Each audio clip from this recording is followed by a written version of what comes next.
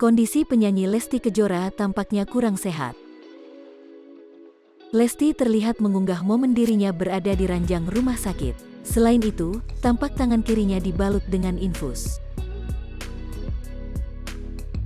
Hal itu ia bagikan melalui Instagram Story @LestiKejora pada Jumat, tanggal 24 Desember tahun 2021.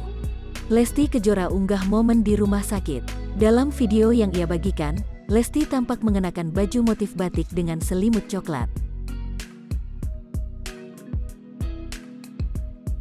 Tangannya tampak memegang perutnya yang sudah terlihat membesar. Lesti tak memperlihatkan wajahnya saat itu. Ia hanya terlihat sedang mengelus perutnya. Saat itu juga, istri Rizky Bilar ini menuliskan caption dalam rekaman videonya.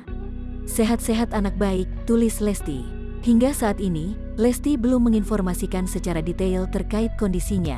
Kemudian, di dalam Instagram Story selanjutnya, Lesti mengunggah momen sang suami. Rizky Bilar setia menunggu di samping Lesti Kejora.